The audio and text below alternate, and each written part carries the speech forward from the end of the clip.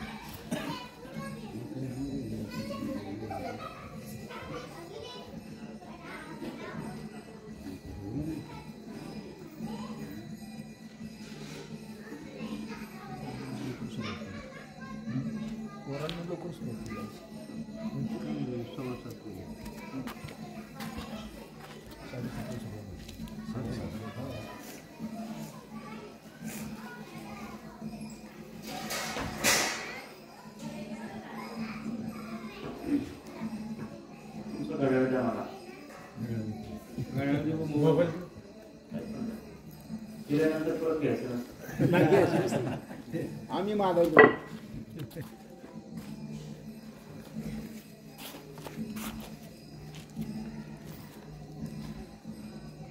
पुंडलीकवरदाय विठ्ठल श्री ज्ञानदेव श्री पंढरीनाथ भगवान की जय.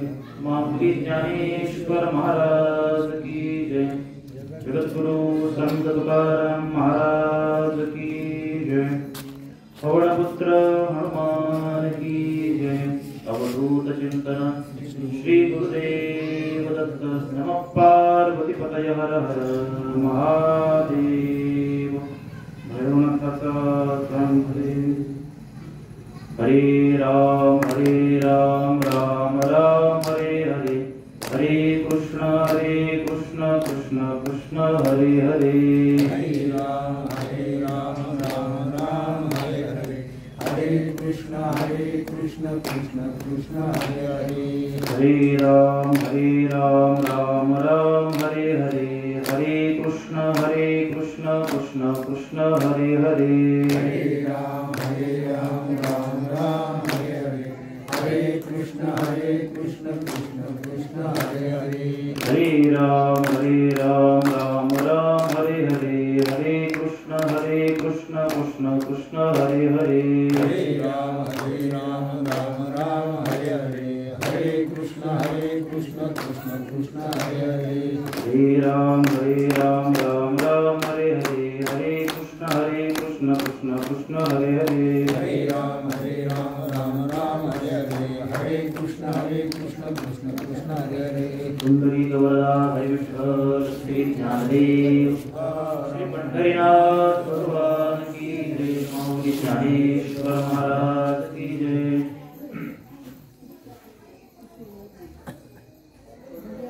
समचरण सरोजम सांद्र नीलांबुदाभं जगननिहित पानी मंडनं मंडनानां करुण तुलसी माला कंधरं कंजनेत्रं सदय धवलहासं विठ्ठलं चिंतयामि। ओम नमो ज्ञानेश्वरा करुणाकरा दयाळा तुमचा अनुग्रह लाभलो पावन झालो चराचरी। मी कला कुसरी काहीच नेने बोलतो वचने अतिभाविका एका जनार्दनी तुमचा दास त्याची आस पुरवावी। तुमचा अनुग्रह लाभलो पावन झालो चराचरी। नमो सद्गुरु तुकया ज्ञान दीपा नमो सद्गुरु सच्चिदानंद रूपा नमो सद्गुरु भक्त कल्याण मूर्ती नमो सद्गुरु भास्करा पूर्ण कीर्ती। नमामि सद्गुरु शांतं सच्चिदानंद विग्रहं पूर्ण ब्रह्म परानंदं ईशं आनंदी वल्लभं। सद्गुरुनाथ महाराज की जय। ज्ञानेश्वर महाराज की जय। जगद्गुरु तुकाराम महाराज की जय।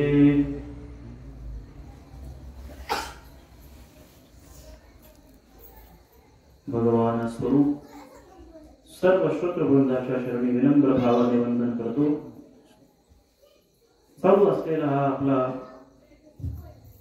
भगवान नारायण आणि गरुडाचा संवाद, गरुड पुराणाचा संदेश एका टॅगलाईन खाली, आधिपत्याखाली, नामाभिधानाखाली आपण गेली 4 दिवस झाले या काही तात्विक मुद्द्यांची चर्चा करतो आहोत।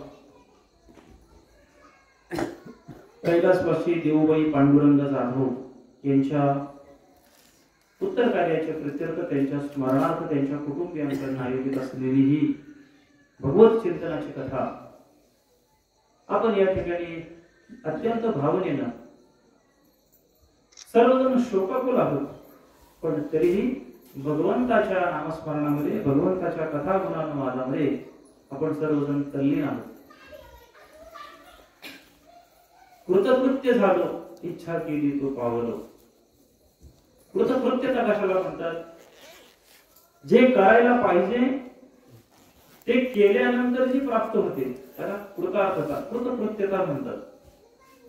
मनुष्याच्या जीवनाला आल्यानंतर मनुष्याच्या जीवनाचे 4 प्रमुख उद्दिष्ट आहेत। बरं काही नाही बघत, ही सगळी भाविक जण आहात।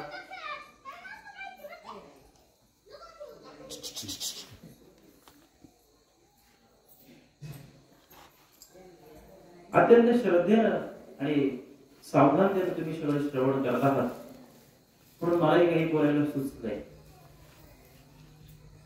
इथं आल्यानंतर असं वाटत नाही की काही शोकातला कार्यक्रम आहे, आणि हे सगळं कशाचा परिणाम आहे माहिती आहे?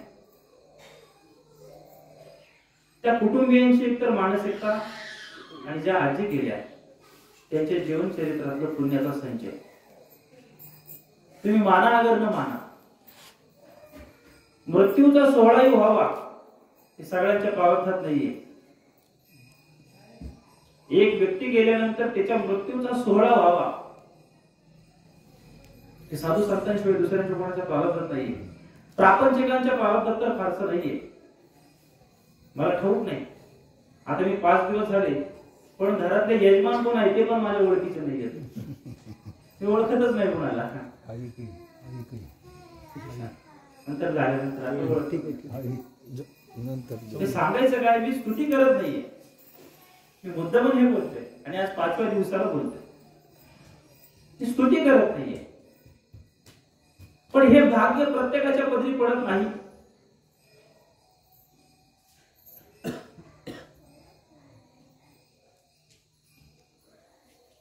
काय तो अभंग आहे तुकोबाराचा,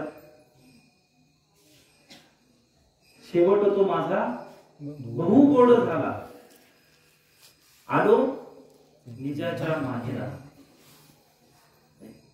शेवट माझा गोड झाला का, निजाच्या जवळच्या, जो जो माझं माहेर आहे तिथे आलो. कुठलं माहेर आहे आपलं? भगवंताचं चरण, भगवंताचं सानिध्य.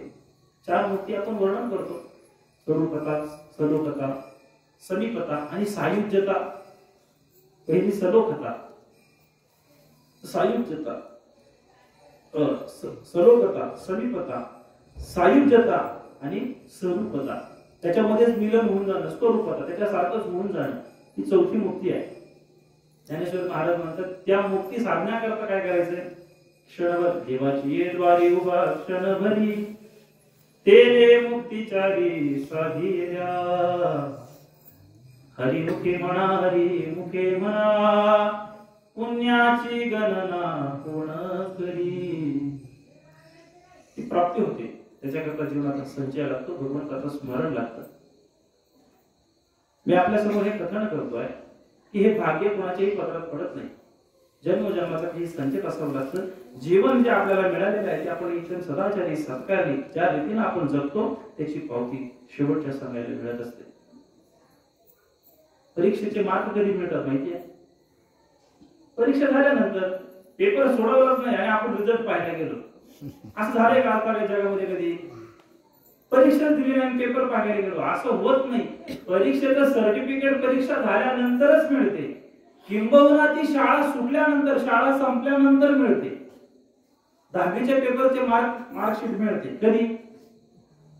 शाळा संपलेली आहे, तो दुसऱ्या कॉलेजमध्ये त्याला ऍडमिशन घ्यायच्या काही दिवस अगोदर. आता त्याचे ते मित्र पण त्याला भेटत नाहीत, ते शिक्षक पण फारसे त्याला भेटत नाहीत, आणि त्यावेळेस त्याचा रिझल्ट भेटतो. तसं जीवनाचं आहे. जीवनाची पावती मारावे परी, कीर्ती रूपी उरावे माघारे फुलत. 4 उद्दिष्ट मनुष्य जन्माचे आहेत. आपण सगळे बहुश्रुत आहात. धर्म, अर्थ, काम आणि मोक्ष. कुणी जरी विचारलं तरी कुणीकडे बांधून ठेवा. आपल्या मनुष्य जन्माची अडचण ही होते की आपल्याला नेमकं काय करायचंय हे ठरत नाही. आयुष्य निघून जातं. कशासाठी आलो आपण आयुष्यात? हा मनुष्य जन्म कशासाठी मिळाला आपल्याला? काय त्याचं उद्दिष्ट आहे माहितीच नाही आपल्याला. आपण फक्त चालत आहोत. पण कधीतरी कथाश्रवणातून, संतांच्या वाङ्मयाच्या अभ्यासातून आपल्याला हे उमजायला पाहिजे की मनुष्याच्या जीवनाचं उद्दिष्ट शास्त्राने सांगितलं. धर्म, अर्थ, काम आणि मोक्ष. धर्माची प्राप्ती करावी, अर्थाची प्राप्ती करावी, कामाची प्राप्ती करावी म्हणजे कामाला जिंकावं. काम नाम इच्छा. बरं, कामाला अगदी संकुचित शब्दामध्ये अडकवू नका. काम म्हणजे काय? इच्छा. ज्या ज्या काही मनामध्ये इच्छा होतात त्या इच्छेला जिंकणं म्हणजे काम जिंकणं, म्हणजे काम मिळवणं. हा पुरुषार्थ आहे. मोक्ष, मग मोक्षाची काम सगळ्यातून. आता मृत्यूची आणि मोक्षाची व्याख्या थोडं अंतर आहे, थोडं. जसं झोप आणि मृत्यू याच्यामध्ये एक अंतर आहे, तसं मृत्यू आणि मोक्ष याच्यामध्ये एक अंतर आहे. झोपेत आणि मृत्यूमध्ये काय अंतर आहे? झोपेमध्ये ज्या शरीरात झोपतो त्या शरीरात उठतो, हे झोपेचं उत्तर आहे. झोप म्हणजे काय? ज्या शरीरात झोपतो त्या शरीरात उठलोय. मृत्यूचं वेगळं आहे. मृत्यूमध्ये काय? ज्या शरीरात झोपतो त्या शरीरात न उठता दुसऱ्या शरीरात उठणार, याचं नाव मृत्यू आहे. समजलं? मी अगदी सामान्य भाषेत बोलतोय, फार काही वैदांतिक सैद्धांतिक बोलत नाही. तसं मृत्यू आणि मोक्ष जो चौथा पुरुषार्थ आहे मनुष्य जन्म आल्यानंतर, ज्या मृत्यूमध्ये आणि मोक्षामध्ये काय अंतर आहे? तर मृत्यू म्हणजे काय? श्वास संपणे, इच्छा बाकी. श्वास संपणे, इच्छा बाकी याचे नाव मृत्यू असे. इच्छा संपणे, श्वास बाकी याचे नाव मोक्ष असे. समजलं? अजून सोपं सांगू. श्वास संपले, शरीर असं पडलेलं आहे, प्राण निघून गेले, पण इच्छा तशाच शिल्लक आहे. म्हणून तर तू जन्म घेणे लागे वासनेच्या संगे. इच्छा तोपर्यंत शिल्लक आहे आणि आपले प्राण संपले, शरीर संपले, आयुष्य संपले, असं धड पडले, प्राण निघून गेले, याचं नाव मृत्यू आहे. इच्छा शिल्लक राहणं आणि प्राण निघून जाणं याचं नाव मृत्यू आहे. पण देहीच विदेही भोगू दशा. देहाला असतानाच आमचे श्वास चालू आहेत, शरीर चालू आहे, सगळं जीवनमान चालू आहे, पण इच्छा आता अजिबात नाही. कुठलीच इच्छा नाही, निरीक्षण झालं. आता ठेविले आनंदे तैसेची राहावे, चित्ती असू द्यावे समाधान. हा जो उपदेश करतात संत, त्यांनी तो जगला आहे. आता मला कुठली इच्छा नाहीये, जीवनमान चाललंय. राजी है हम उसमें जिसमें तेरी रजा है. अशा धारणेवर जीव येऊन थांबतो तेव्हा मोक्षाची प्राप्ती होते. त्यामुळे मोक्ष मेल्यानंतर मिळतो ही भावना पुढे मनात आणू नका. तुकोबाराय म्हणतात, मोक्ष मेल्या पाठी आम्हासी होईल ऐसे जे बोलतील अति मूर्ख म्हटलं त्यांना. मी नाही म्हटलं बरं, माझा अधिकार नाही, मी सगळे जाणते आहात. मोक्ष मेल्यानंतर मिळत नसतो, जिवंतपणीच मोक्ष असतो. फक्त इच्छा संपली की मोक्ष. आता मी माझ्या प्रास्ताविकेला फार जात नाही, कारण मला पुराण सांगायचं आहे. माझा तसा आवडीचा विषय तत्वज्ञान आहे. तत्वज्ञान बोलायला आणि समाजाला फार आवश्यकता आहे त्या गोष्टींची. दुर्भाग्यानं प्रचारकांची ही जबाबदारी प्रचारक पूर्णपणे पार पाडत नाही. पण सगळी जाणकार मंडळी आहात. बऱ्याच वेळा मी आपल्याला पाहिले, लहानपणापासून आपल्या सर्वांना मंडळींना पाहतो, इतकंच की आपली ओळख नाहीये. आपण अधिकारी वर्ग आहात सगळे. चांगलं वाईट, गुण सद्गुण, बरं खरं खोटं, चांगलं जाणण्याची उत्तम क्षमता आपल्यामध्ये आहे.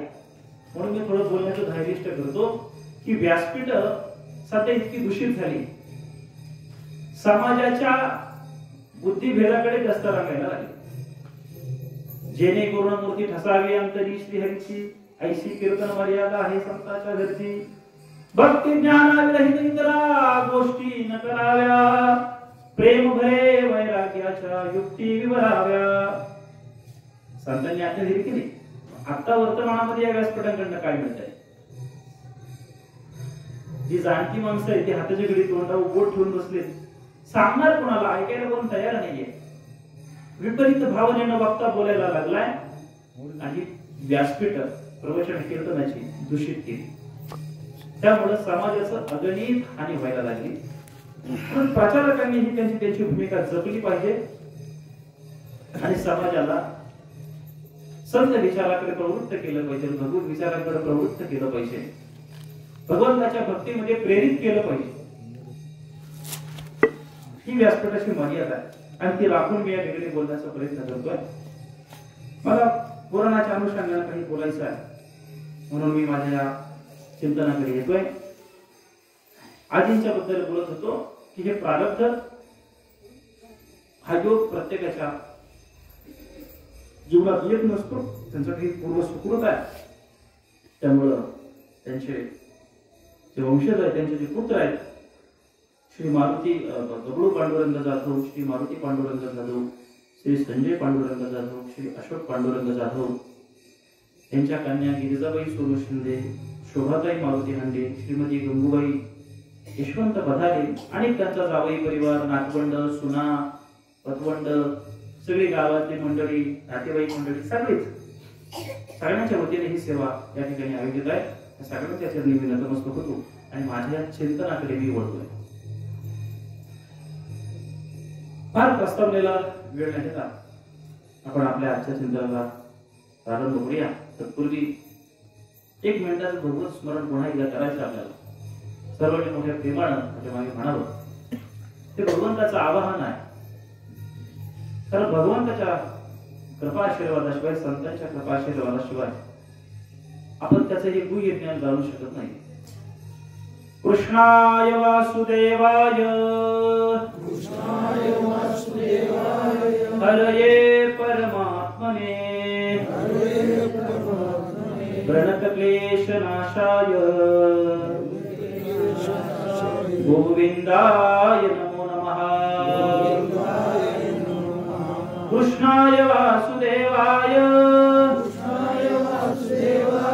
हरये परमात्मने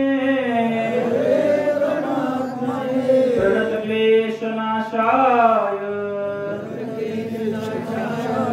गोविंदाय नमो नमः गोपाल कृष्ण भगवान की। आपण गरुड पुराणाच्या चिंतनाच्या माध्यमातून कालपर्यंत आपण हे पाहत आलोय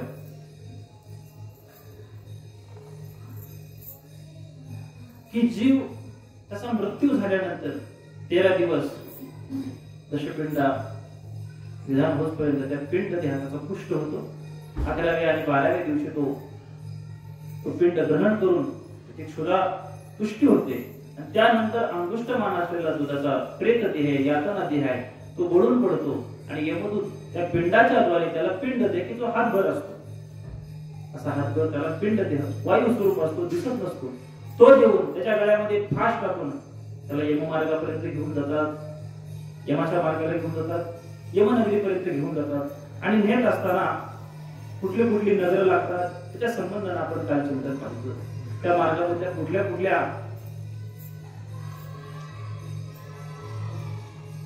शिक्षा आहेत कुठलं वातावरण आहे ते आपण कालच्या सत्रामध्ये आपण पाहिलेलं आहे।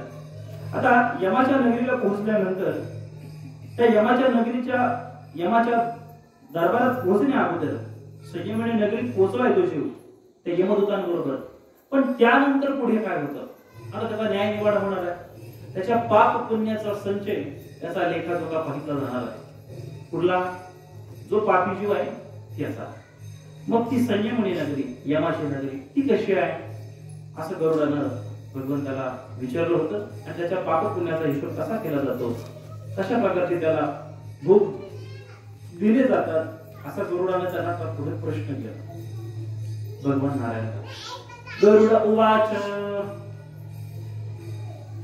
यममार्गमतिक्रम्य गत्वा पापी यमालये कीदृशीं यातनां भुङ्क्ते तन्मे कथय केशव। ते केशवा हे नारायणा यममार्गाची यात्रा पूर्ण करताना यमाच्या नगरापर्यंत जाताना पापी कुठल्या कुठल्या प्रकारच्या यातना भोगतो तिथे गेल्यानंतर यमाच्या नगरीमध्ये गेल्यानंतर त्याला कुठल्या पापाच्या बद्दल कुठली शिक्षा दिली जाते तसं मला वर्णन करून सांग तुम्हाला ऐकायचंय यमाच्या नगरात गेल्यानंतर कुठल्या पापांची कुठली शिक्षा असते महाराज लवकर सांगा ते पहिल्या दिवशी म्हटलं पुराण काय ऐकायचं आहे ती गती आपल्या वाट्याला येऊ नये म्हणून दुर्घटनासे देर भली सुजावलेल्या असतात रस्त्यावरती का तसं तुम्ही वागू नका ते नियम फॉलो करा याच्याकरता पुराण ऐका मग भगवान सांगायला लागले श्री भगवान वाच आद्यंत च प्रवक्ष्यामि शृण्वन्स्व विनतात्मज कथमानेप्य नरके त्वं भविष्यसि कंपितः चत्वारिंशत् जनानि चतुर्युक्तानि काश्यप बहुभीति पुरातग्रे धर्मराज पुरं महत्। आता विनिता पुत्र गरुडाला सांगायला लागले भगवान अरे गरुडा तू माझा वाहन असतानाही तू नित्य माझ्या बरोबर असतानाही जेव्हा मी तुला हे वर्णन सांगेन तेव्हा तू स्वतः थरकापशील इतकं भयानक तुझ्या सगळ्या यातना आहेत शिक्षा आहे आणि भगवान त्याला सांगायला सुरुवात करतात कसं आहे मग ती यमाची नगरी त्याचं वर्णन करताना सांगतात की ती यमाची नगरी औरस चौरस हजारो योजनांची अशी मोठी नगरी आहे वज्रासारखी कठीण अशी तिची तटबंदी आहे तटबंदी म्हणजे काय कंपाऊंड किल्ल्याला कशी तटबंदी असते तशी औरसजवळ हजारो योजनांची अशी ती नगरी आहे वज्रासारखी कठीण असलेली तिची तटबंदी आहे 4 द्वार तिला आहेत त्या नगरीला प्रवेश करण्याकरता 4 वेशी अशा पूर्वीच्या काही गावाला असायच्या असायचे की नाही वेशी आता वेश गेली सगळंच गेलं वेश गेला, भेष गेला, भाषा पण गेली. 4 त्याला प्रमुख दरवाजे आहेत. वज्रासारखी कठीण आहे. म्हणजे कुठलीही देवता किंवा कुठलेही राक्षस, कुठलेही यक्ष किन्नर त्या तटबंदीला भेदू शकत नाही, इतकी कठीण आहे. रात्रंदिवस यमदूतांचा पहारा त्या 4 दरवाज्यांवरती आहे. पूर्व, पश्चिम, उत्तर आणि दक्षिण 4 प्रकारची 4 द्वार त्याच्यामध्ये आहेत. त्या 4 मार्गाने वेगवेगळे जीव त्याला प्रवेश करत असतात. सगळे एक मार्गाने नाही, प्रत्येक मार्गाने येताना प्रत्येक जीवाचा वेगवेगळा अधिकार आहे.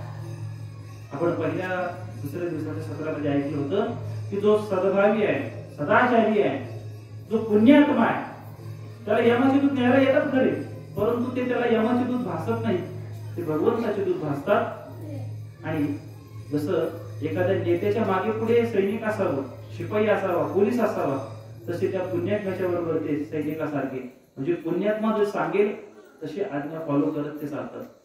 आणि पाप्याच्या पोलीस सांगेल तसा पापी वागत असतो, त्याला दंड देत असतो, त्याला त्याची आज्ञा फॉलो करावी लागत असते.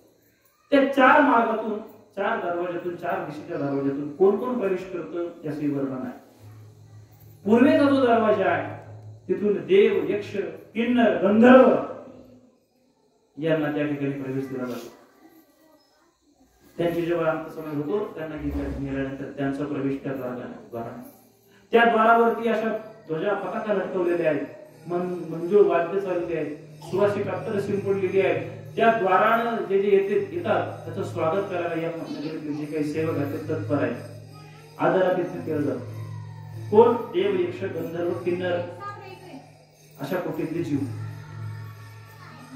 पश्चिम मार्गाने जे येतात की ज्याला काही दान धर्म केलेला आहे, जो राष्ट्राच्या संरक्षणासाठी किंवा गायी ब्राह्मणांच्या रक्षणासाठी, आपल्या संस्कृतीच्या रक्षणासाठी ज्यानं आपल्या प्राणाचं बलिदान दिलेलं आहे, लढता लढता जो मेलेला आहे, वीरगतीला प्राप्त झालेला आहे, असे वीर सैनिक, योद्धे की जे धर्माच्या रक्षणासाठी आपला प्राण आहुती त्यांनी दिलेली आहे.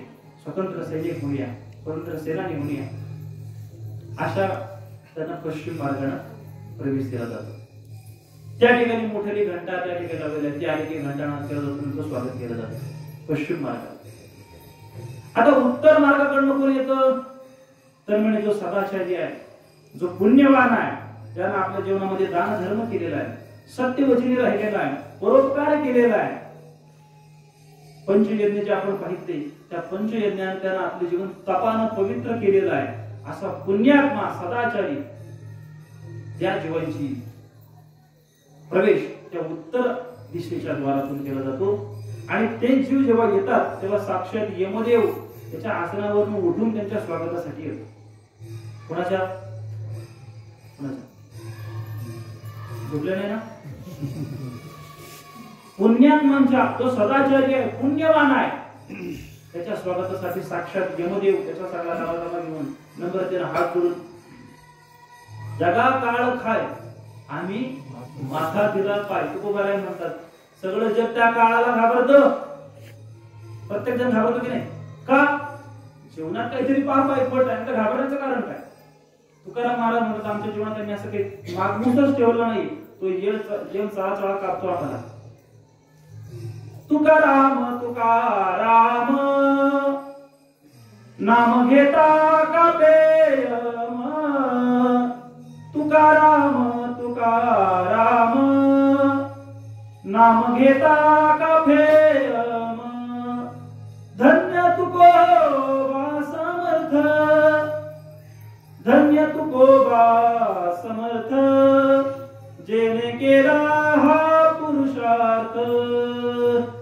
तुकाराम महाराज की जय. तुकाराम सांगतात तत्वज्ञान उभं करतात आपल्या पुढे, त्याद्वारा त्यांना सदाचारी आहे, जीवन त्यांचं साक्षात स्वागत करतो. पूर्वेच्या द्वाराकडनं देवता, पश्चिमेच्या द्वाराकडनं वीर योद्धे, शूरवीर की जे धर्मासाठी, देशासाठी, राष्ट्रासाठी ज्यांनी आपलं बलिदान दिले त्यांचं स्वागत. उत्तरेकडनं जो सदाचारी आहे, आपापल्या धर्माचं, आपापल्या कर्तव्याचं निर्वाह योग्य रीतीने पालन करतोय त्याचं स्वागत आहे.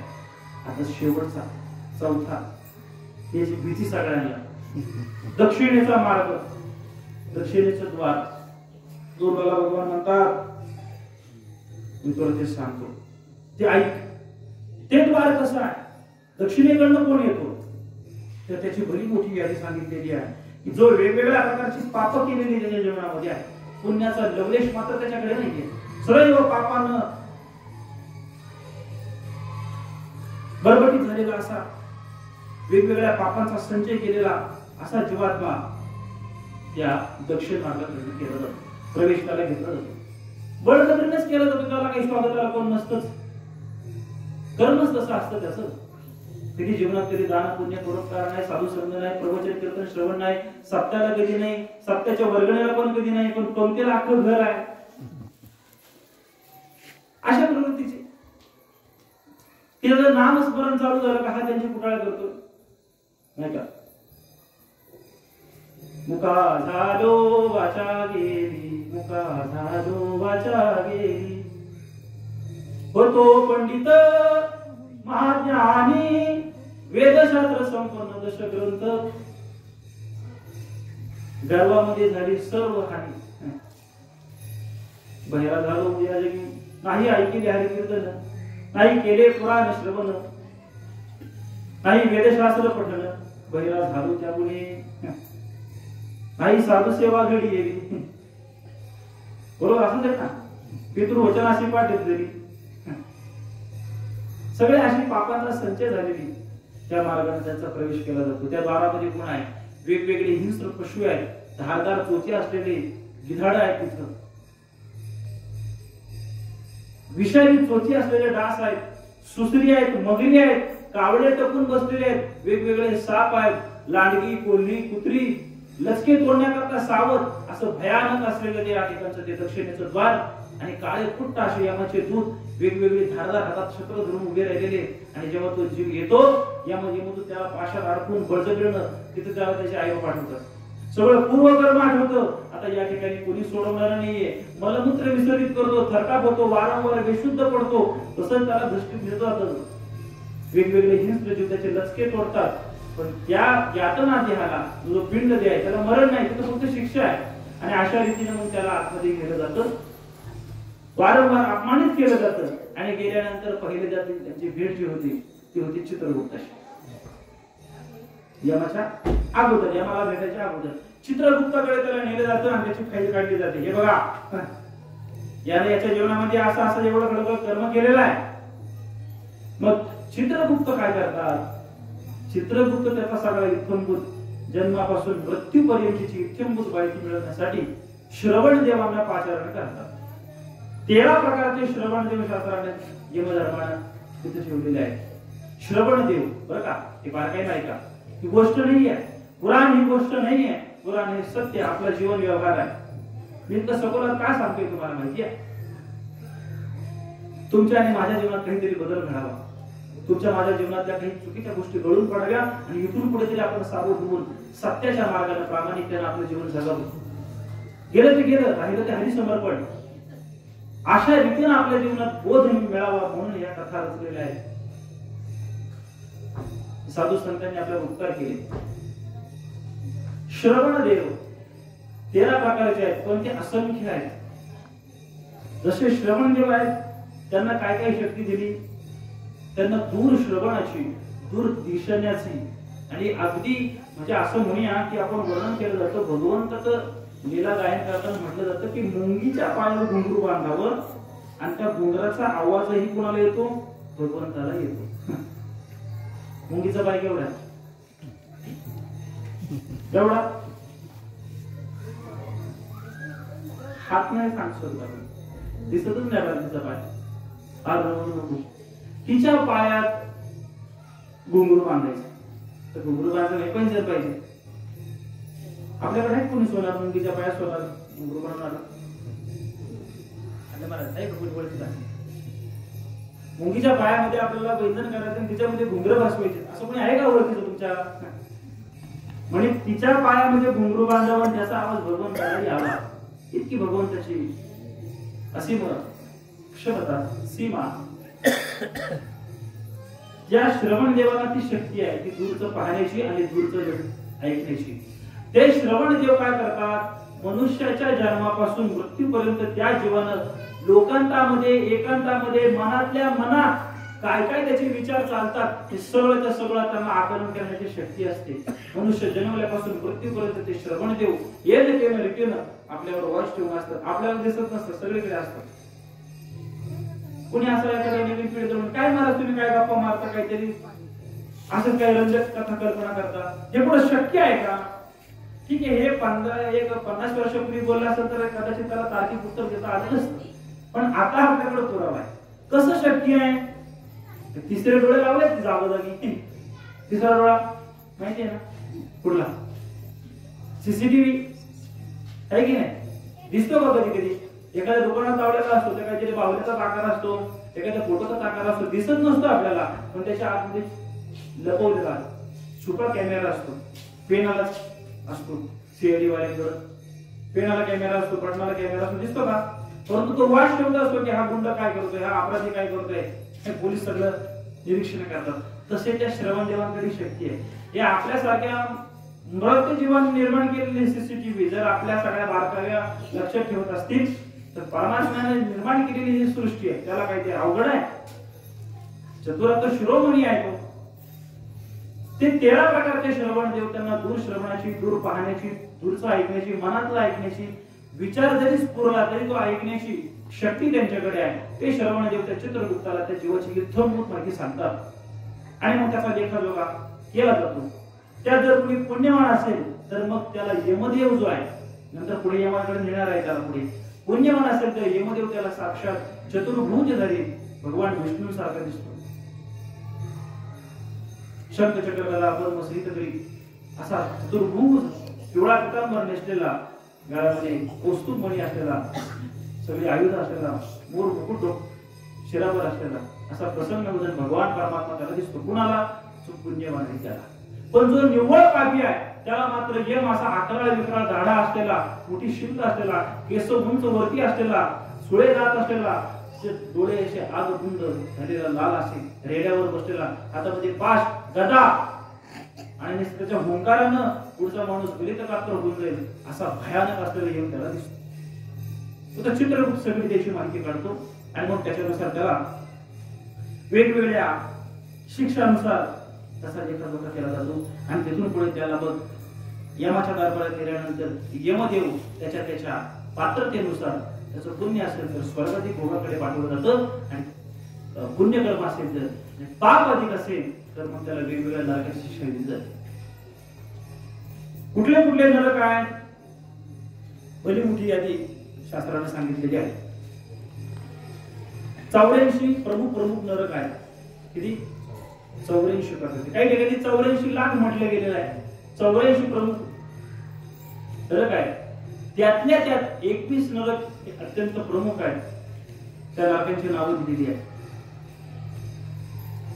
भगवान गौराला सांगतात तामिस्रो लोह शंकुश महारौरवशालमलो महारौरवशालमली रौरवः कुंडमंगलः कालसूत्रकः कुटिमूर्तिकः संगातो लोहितो दशसविषः संप्रतापनः महानिरयन काकोली संजीवन महापति अविचिरंधन तामिस्रः कुंभिपाकस्तथैव च संप्रतापन नामैकस्तपनस्तैवकं विष्टः नाना पीडामयः सर्वे नाना भेदै प्रकल्पितः नाना पाप विपाकश्च किंकरौ रैघौ दितिष्ठतः. 21 नावं सांगितली. कुठली? जे आता वाचली. तामिस्र लोहशंकू रौरव, तामिस्र लोहशंकू महारौरव शालमली रौरव कुमंगल कालसूत्र ऊटी मृतिक संगात लोहितोद सविष संप्रतापन महानिरय काकोल संजीवन महापथ अविची अंधतामिश्र कुंभीपाक संप्रतापन असे 21 प्रकारचे नरक सांगितले. आणि त्या 21 प्रकारच्या नरकामध्ये त्या जीवाला त्याच्या पापाच्या द्वारे जसं जसं पाप असेल तसं तसं त्या नरकामध्ये त्याला पाठवलं जातं. आतापर्यंत आपण मनुष्य जन्माच्या मृत्यूपर्यंतचा प्रवास आणि मृत्यूनंतर यमलोकाचा प्रवास पाहिला. यमलोकाला गेल्यानंतर आता त्याला यमाची शिक्षा जी आहे ठरवल्यानंतर त्याला वेगवेगळ्या नरकाला पाठवलं जातं.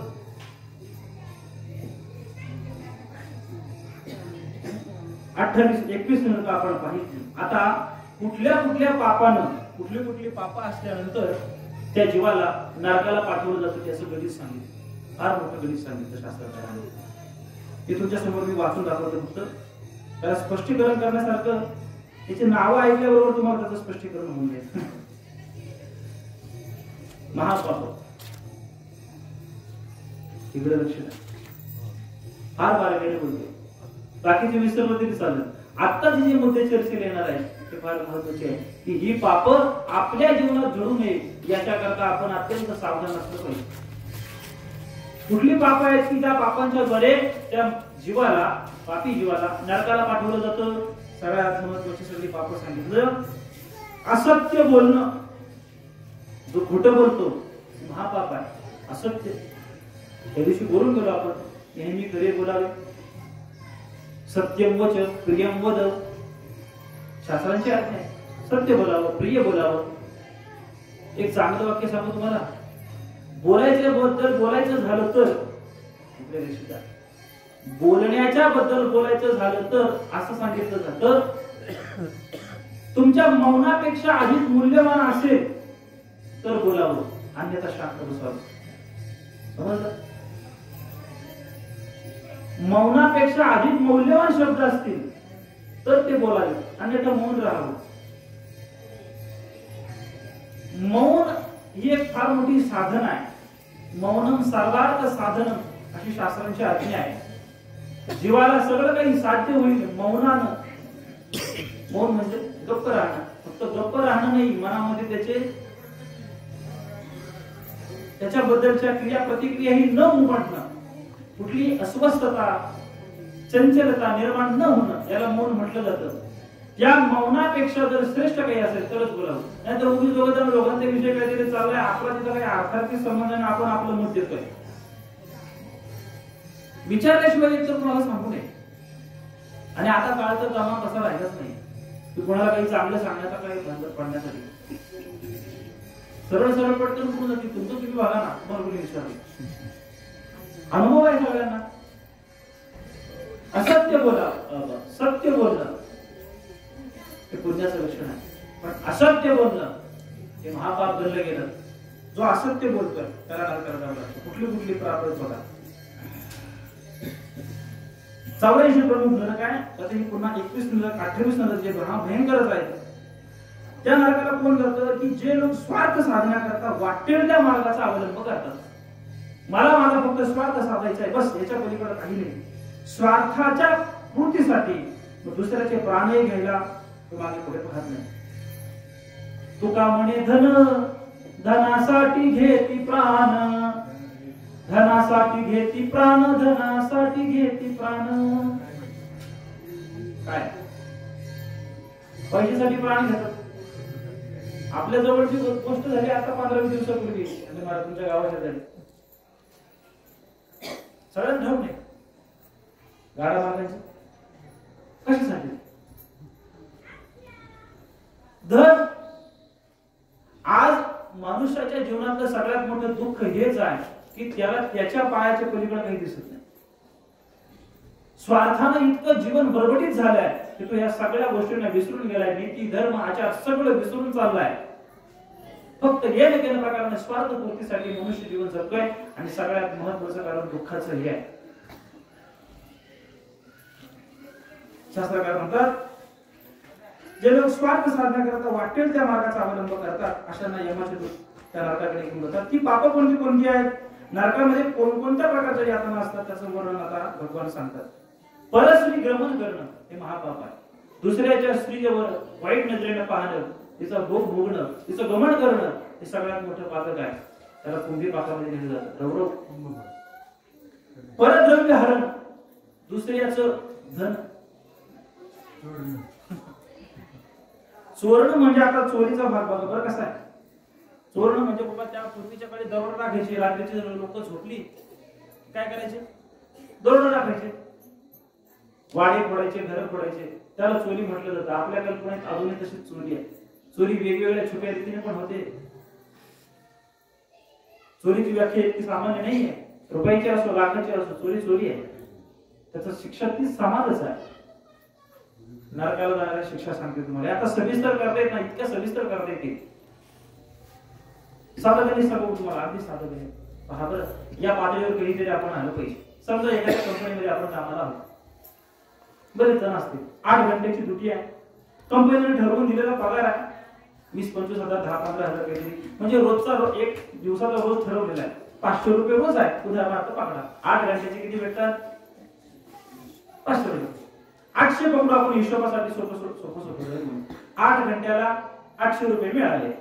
जेवणाची सुट्टी 1 तासाची, 7 घंट्याचं काम राहिलं म्हणजे 1 घंट्याची कंपनी आपल्याला देते. चोरी कशी असते मी तुम्हाला सांगतो. माझ्या एका मित्राने हे सांगितलं मला व्यवहारात, महाराज म्हणजे आपण इतक्या सूक्ष्म रीतीने विचार केला पाहिजे. 8 घंट्याची ड्युटी आहे, त्याला 800 रुपये ठरलेले आहेत. पण ज्यानं त्यानं शोधावं खरंच आपण 8 घंटे काम करतो का?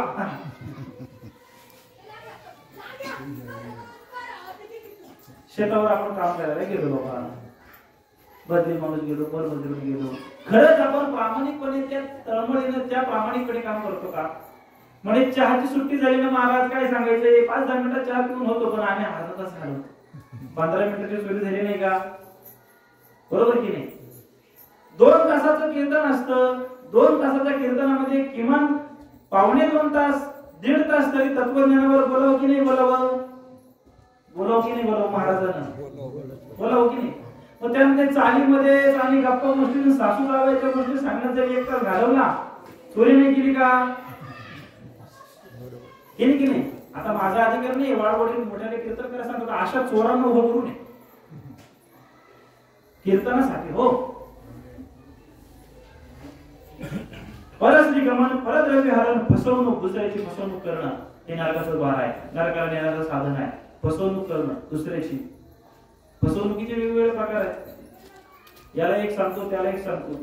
याची टोपी त्याच्या डोक्यात, त्याची टोपी त्याच्या डोक्यात, तिसऱ्याची टोपी चौथ्याच्या डोक्यात, सगळ्यांच्या टोप्या गुंडाळून मग सगळ्यांच्या टोप्या आपल्या डोक्यात.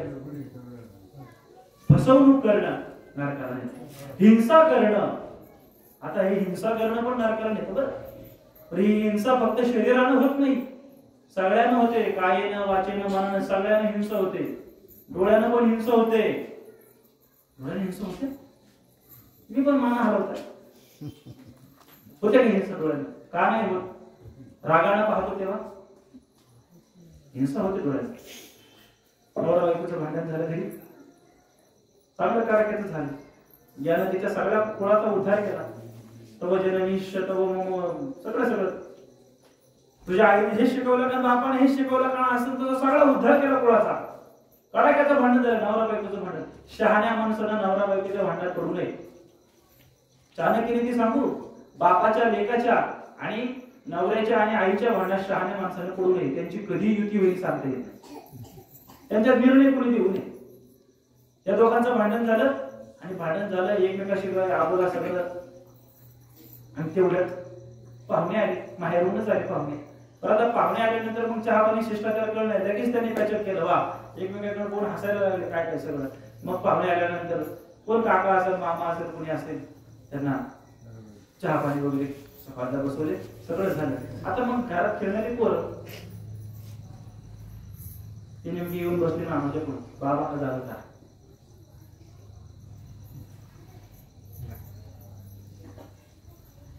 चहा घेण्यासाठी सगळे ते बनवण्यासाठी ती माऊली घरात गेली. त्याचा वडील मुलाचा पाहुण्यांच्या समोर बसलाय, पोरगा पाहुण्यांच्या समोर बसलाय. सगळं क्षेम कुशली झाली. आता लहान पोरं म्हणजे देवाचं स्वरूप, ते कधी खोटं बोलत नाही. त्या मामानं नेमकं बोललं, बा सगळे विचारलं कसं काय झालं पाहुणं? अगदी आडवे मस्त, काय तुमची सगून मुलगी, आमचा संसार इतका सुखाचा चालू. 5 मिनिटापूर्वी काय झाले? आणि मग ते पोरं लगेच सांगायचं, नाही नाही मामा, असं म्हणायला सुरुवात केल्यानंतर त्या बापाच्या जागी जर तुम्ही असाल आणि ते पोरगं आपल्या घरात असेल तर तुम्ही काय कराल? असं करावं की नाही? माझ्याकडे पहा, डोळे वटर. हे डोळे वटरणं म्हणजे हिंसाच आहे. इतकी सूक्ष्म सांगतोय. आता सांगतोय हिंसा करणं. मी सांगू तुम्हाला, तुमची परवानगी असेल तर बोलूया व्यासपीठावर ना. मांसाहार करणं हे महापातक आहे, त्याच्यामध्ये हिंसा आहे. एका जीवाला कापायचं आहे आणि त्याचं मांस भक्षण करायचं आहे. इतकी साधी विवेकबुद्धी माणसाकडे असू नये. तुम्ही माळकरी व्हावं म्हणून मी अजिबात बोलत नाही, आणि संप्रदायाला तुमची काही गरज पण नाही. उगीच माळा घाला माळा घाला माळा घाला, माळा घाल्यानंतर काही वारकरी संप्रदाय मोठा होणार नाही. दुष्काळ पडलेला नाहीये तसा काही. माणसाला हे समजलं पाहिजे की माळ घातल्यानंतर संप्रदाय मोठा होणार नाही. माळ घातल्यानंतर मी मोठा होईल, कारण मी माळ घातला की ज्ञानोबा तुकोबा मला माझं म्हणतील, हे आपलं मोठेपण आहे म्हणून माळा घाला. असतील तर तुम्हाला घालायचे असतील तर माझं काय म्हणणं नाही. ते उगीच जशा बाजार संपत आलाय आणि मी त्याच्याकडे दाखवत राहिले, मग 10ची 5 लावली 10ची 5 लावली 10ची 5 लावली असं करून माळा घालत नसतात. मला क्षमा करा. आपलं कल्याण व्हावं, आपला उद्धार व्हावा, आपल्याला भगवंताने आपलं म्हणावं, आपल्या जीवनाचा उद्धार व्हावा, याच्या काळात मार्गी व्हायचं आहे. तर एक जण सदैव टाकून असतो आणि आम्हाला असं भेटत की तरी माळा द्यायला माळा घालायची का म्हणजे याची सुटत नाही. अरे म्हणजे सोडण्यासाठी माळ आहे का? इतकी हलकी आपण माळाची स्थिती करून ठेवली. अहो मी काल बोलून गेलो, आपण सामान्यांची लेकरं नाही आहोत. आपल्या बापाच्या दारात सोन्याचा पिंपळ आहे, दयाशिवद्वारी सोन्याचा पिंपळ, ज्ञानोबा तुकोबा सारखे आपले मायबाप आहेत. आपल्याला उमगायला पाहिजे. आपल्याला उद्धार व्हावा असं वाटत असेल तर आपण त्यांना शरणागत केलं पाहिजे. पुराणाकडे पूर्ण क्षेत्र आहे. नरकाला नेणारे आहे, हिंसा करणं, मांसाहारामध्ये 6 जण दोषी आहेत. कुणाला करायचं नाही तुमचा प्रश्न आहे. मला इथे बोलण्याकरता बोलवलंय, मी ते बोलतोय. 6 जण दोषी आहेत. बळी देणारा, बळी द्यायला परवानगी देणारा 2 झाले. त्याचं मांस वाहून नेणारा, बनवणारा किंवा बनवणारी, वाढणारी किंवा वाढणारा, खाणारा आणि खायला प्रवृत्त करणारा. 500 रुपये तुला, आपलंच पटन दाम. सामान्य गोष्ट नाही माहिती. आपल्याला कधीतरी अंतःकरणातून कळवळ निर्माण झालं पाहिजे. आपल्या पायाला ठेच लागली तर आपल्याला 8 दिवस झोप लागत नाही, ठुसठुसतो पाय. एका सामान्य मुक्या प्राण्याचे जीवन मानगुटीवर सुरी फिरवायची आणि त्याला तळून मळून, काय प्रकार आहे हा? नरकामध्ये ज्या शिक्षा आहेत कदाचित उद्याच्या सत्रामध्ये आपल्याला सांगाव्या लागतील. कुठल्या परस्त्रीगमन, परद्रव्यहरण, फसवणूक, दुसऱ्याला फसवू नये, हिंसा करणं, विद्वानाशी ब्राह्मणाशी सज्जनाशी द्रोह करणं, पाखंडी मत पसरवणं.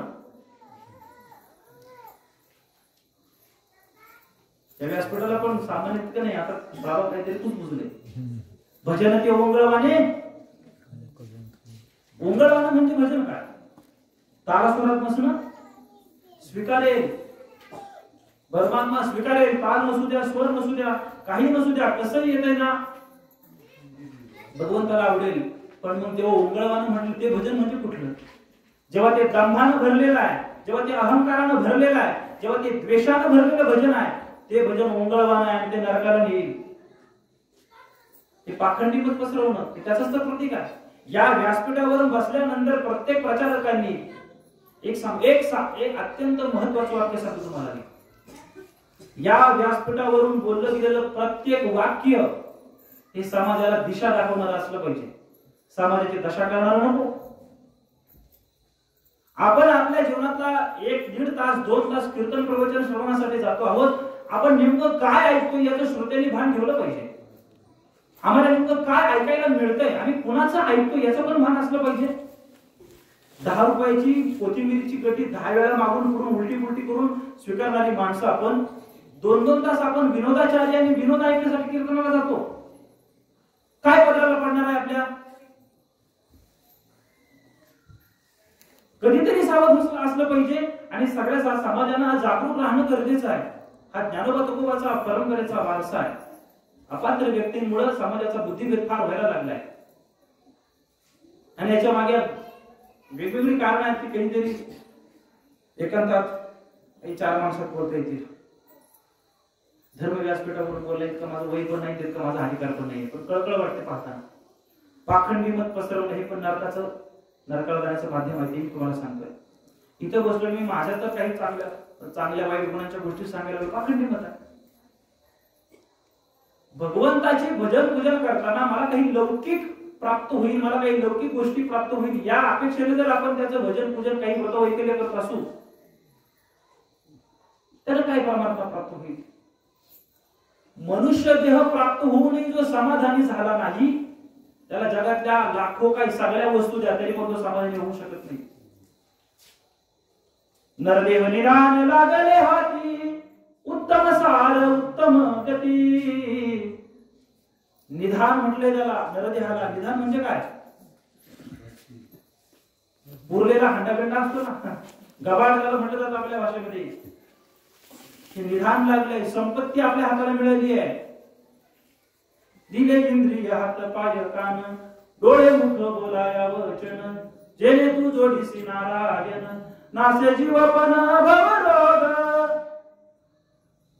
हा भवरोग निघून जाईल, जीवपणा निघून जाईल आणि परमात्मा स्वरूप आपल्याला प्राप्त होईल.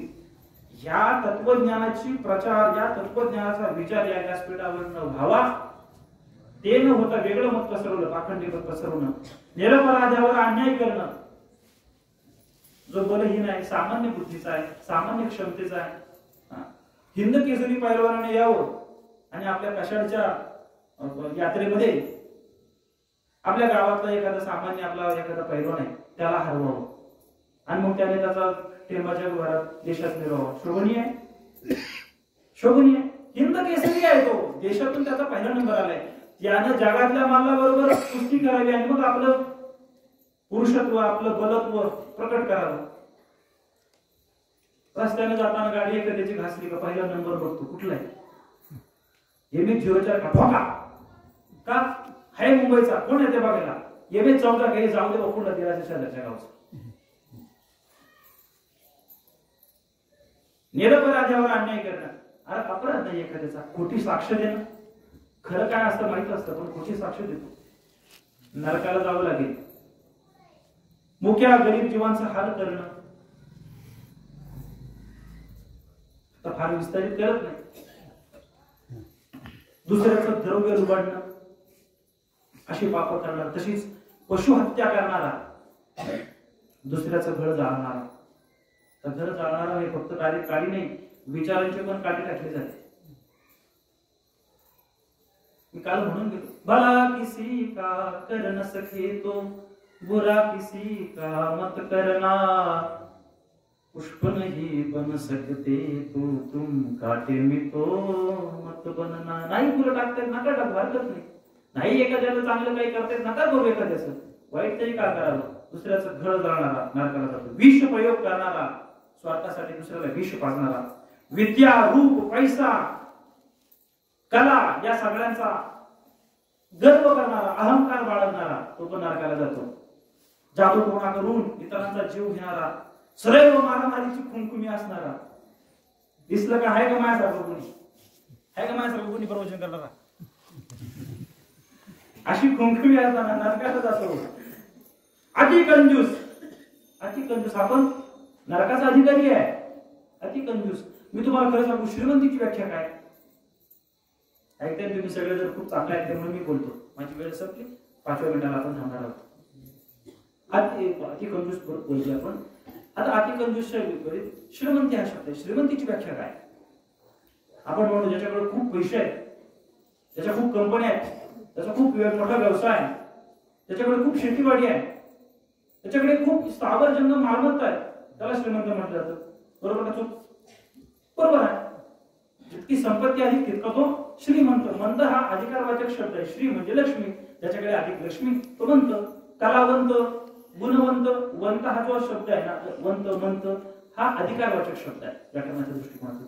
श्री नाम लक्ष्मी, श्री नाम संपत्ती, ती ज्याच्याकडे अधिक तो श्रीमंत, तिचा स्वामी. पण संपत्ती असणारा श्रीमंत नाहीये. ज्याच्याकडे संपत्ती आहे आणि तितकाच त्या श्रीमंतीचा भोग आहे तो श्रीमंत आहे. नाही तर साखर कारखान्याचे मालक आहेत, आमच्यावर साखर कारखान्याचे त्यांना परवानगी नाही, त्याला श्रीमंत म्हणत म्हणू का? बरं, हे काही श्रीमंताच्या बद्दल असलेली काही असूया नाहीये, श्रीमंतांच्या बद्दल काही मनातला तिटकारा नाहीये. लक्ष्मी शिवाय आपल्याला सौख्याने जीवन, सुविधेयुक्त जीवन जगणे कधी नाही. पैसा अत्यंत आवश्यक आहे जीवनामध्ये, प्रश्नच नाहीये. तर संतांनी सांगितलं नसतं, सोडून या धन उत्तम व्यवहारे उदास विचारे रे सगळी सांगितलं की संतांनी. आधी प्रपंच करावा नेटका, मग परमार्थ घ्यावा विवेका. ज्याचे ऐक ठीक नाही त्याचे परत कसं शिकाई. किती किती सांगू अजून. लक्ष्मी पाहिजे, संपत्ती पाहिजे, श्रीमंती पाहिजे, पण त्याच्या मागे कंजूसपणा नसावा, उदार असावा. एखादा गुणवान भेटला ना, त्याचं कौतुक करण्याची आपल्याकडे क्षमता असली पाहिजे. धर्म कार्य चाललंय, जरा सरळ हाताने तिथं आपण काही योगदान देण्याचं आपल्याला क्षमता पाहिजे. अति कंजूस, खोटा आळ घेणारा, माहिती असतं सगळं माहिती असतं तरी पण खोटा आळ घेऊन आपण एखाद्याला फसवतो. न करता पुढे सांगतो बेशरम. बेशरम म्हणजे जीवनाचे एक साधं सूत्र सांगतो तुम्हाला, अगदी साधं सूत्र. पुराणाच्या माध्यमातून मी तत्वज्ञान थोडं प्रकट करण्याचा प्रयत्न करतोय. आपली सेवा आपल्या उत्तराधाकडे चाललेली आहे. जे पचत नाही ते खाऊ नये, जिथं बोलवलं नाही तिथं जाऊ नये, जिथं ऐकलं जात नाही तिथं बोलू नये, जे सहन होत नाही ते स्वीकारू नये. साधं गणित आहे जीवनाचं. जगाचा भाग आपल्यावर डोके धराय. आपुल्या आपण करा सोडवून संसार बंधन तोडावे. की आपल्याला आपलं कर्तव्य कळायला पाहिजे की मला माझ्या कर्तव्याचा भूमिका काय, मला माझ्या जीवनाचा दृष्टिकोन काय, मला मी कशा रीतीने जीवन जगलं पाहिजे. इतका विवेक आला की आपण आपलं जीवन चाललं पाहिजे. बेशरम, पुन्हा अभाविक, ज्याची या सगळ्या गोष्टींवरती कोणावरती श्रद्धा नाही, विश्वास नाहीये, त्याला अभाविक म्हटलं जातं. अशांना पण नरकाला जावं लागतं. म्हणून भगवान म्हणतात, म्हणून पश्चातापपूर्वक नेहमी हरीचं स्मरण करावं. आजच्या सत्रामध्ये आपण यमाची नगरी, तिचं स्वरूप, त्याच्यानंतर कुठल्या कुठल्या पापाने नरकाला जावं लागतं याचं वर्णन आपण पाहिलेलं आहे. आजची आपली ही वेळ संपलेली आहे.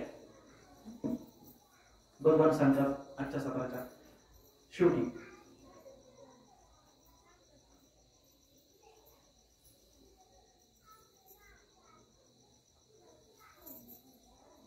हे सगळं काय ऐकायचं माहिती आहे. वारंवार पुन्हा ही पुनरावृत्ती होईल.